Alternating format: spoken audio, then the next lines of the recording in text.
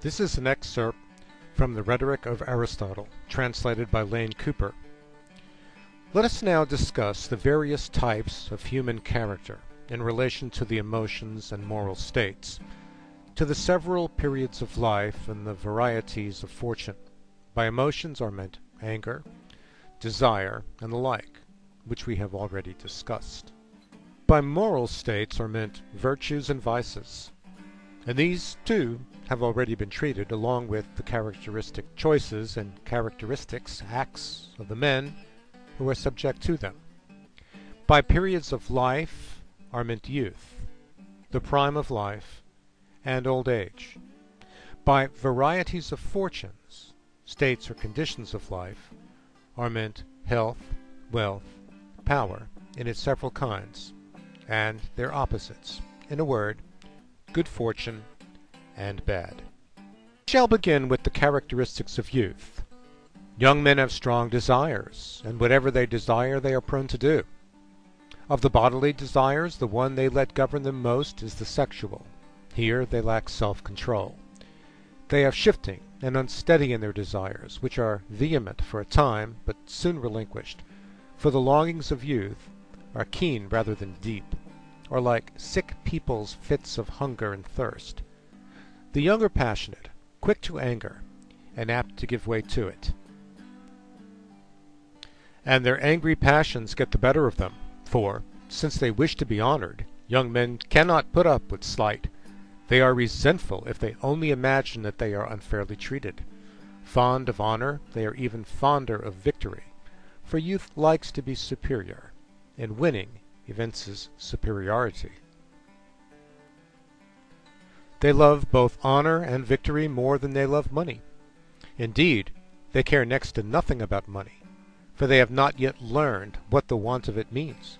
The point is brought out in the saying of Pittacus and Amphiaraus. The young think no evil, are not cynical, but believe in human goodness, for as yet they have not seen many examples of vice. They are trustful, for as yet they have not been often deceived. They are sanguine, for young men glow with a natural heat as drinkers are heated with wine, while as yet their failures have not been many. They live their lives, for the most part, in hope, anticipation, as hope is of the future and memory of the past. And for young men the future is long, the past is but short. On the first day of life there is nothing to remember, everything to expect.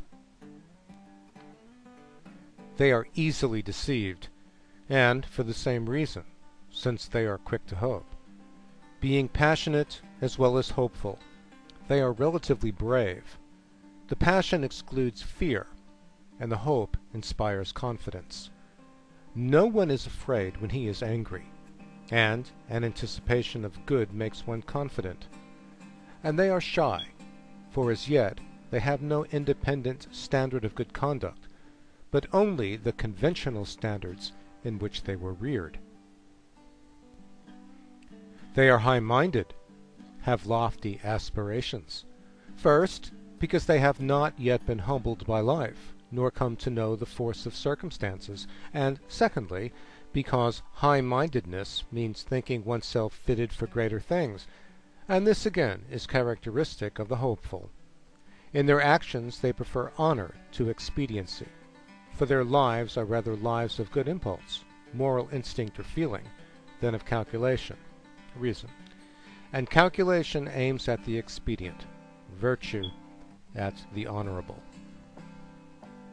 Fond of their friends, intimates, and associates, more so than are men in the other two periods of life. This comes from their love of company, and from the fact that as yet they judge nothing, and hence do not judge their friends by the standards of expediency. All their mistakes are on the side of intensity and excess, running counter to the maxim of Kilion, moderation in all things. They carry everything too far. They love to excess. They hate to excess, and so in all else. They think they know everything, and are so positive about everything. Indeed, This is why they always carry their doings too far. When they wrong other people, the injuries are wanton, insolent, not malicious. The young are prone to pity, because they think everyone good, or at all events better than people really are. That is, they judge their fellow man by their own guilelessness, and hence assume that his sufferings are undeserved. They are fond of laughter, and therefore fastidious, fastidiousness being a subdued insolence. Such, then, is the character of the young. As for elderly men, men who are past their prime, we may say that their characteristics for the most part are the opposite of these. The old have lived long, have been often deceived, have made many mistakes of their own. They see that more often than not the affairs of men turn out badly. And so they are positive about nothing. In all things they err by an extreme moderation. They think, they never know, and in discussing any matter they always subjoin perhaps, possibly. Everything they say is put thus doubtfully, nothing with firmness. They think evil, are cynical, that is, they are disposed to put the worst construction on everything. Further, they are suspicious because they are distrustful, and distrustful from sad experience. As a result, they have no strong likings or hates, rather, illustrating the precept of bias. They love as men ready some day to hate, and hate as ready to love. They are mean-souled or small-minded, because they have been humbled by life. Thus they aspire to nothing great or exalted, but crave the mere necessities and comforts of existence, and they are not generous. Property, as they know, is one of the necessities, and they have learned by experience how hard it is to acquire, how easy to lose. They are cowards, apprehensive about everything, in temperament just the opposite of youth. For they are grown cold as youth is hot, so that advancing age has paved the way to cowardice, since fear in itself is a species of chill. They cling to life, and all the more as the latter end of it becomes nearer, for, as the object of all desire is the absent, so the thing they most lack will be the thing they most desire.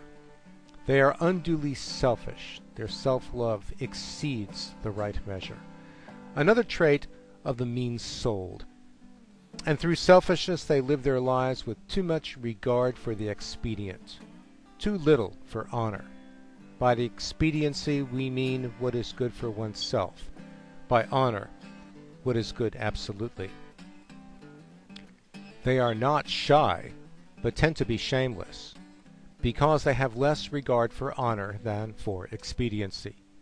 They do not care what people think of them. They are slow to hope, partly from experience, since things generally go wrong, or at all events seldom turn out well, and partly, too, from cowardice. They live in memory rather than anticipation, for the part of life remaining to them is but small, while the part that is past is large. And hope is of the future, memory of the past. Here, again, is the reason for their garrulity.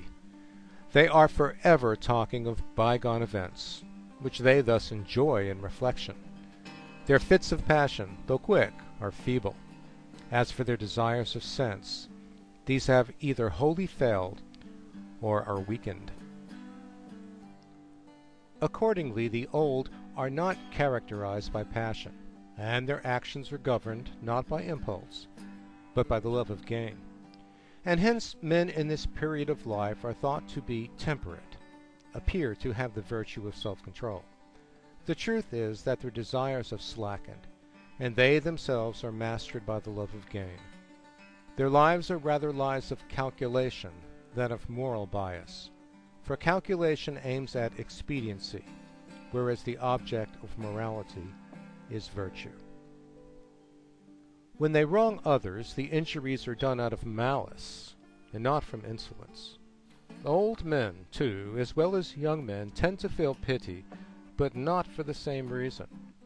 Young men feel pity out of human kindness, old men out of their infirmity. Because they are weak, they take all possible sufferings to be near them, and this, as we saw, is the state of mind in which pity is felt. And hence, they are querulous, not given to jesting or laughter, for the querulous disposition is just the opposite of the mirthful. Such, then, are the characteristics of the young man and of the elderly. As for the men in the prime of life, their character evidently will be intermediate between these two, exempt from the excess of either young or old. They will be neither excessively confident, which means confident to the point of rashness, nor yet too timid. They will be both confident and cautious. They will neither trust everyone nor distrust everyone. Rather, they will judge each case by the facts. The rule of life will be neither honor alone, nor expediency alone. They will duly observe both standards. And so, with regard to parsimony and prodigality, their economy will be fit and proper. So, too, with regard to passion and desire, they will combine self-control with valor, and valor with self-control. In the young and the old, these qualities are not combined. Young men are brave, but lack self-control, and old men, while temperate, are cowardly. To put it generally, all the valuable qualities which youth and age divide between them are joined in the prime of life. And between the respective excesses and defects of youth and age, in every case it strikes the fitting mean. The body is in its prime from 30 years of age to 35, and the soul about 49.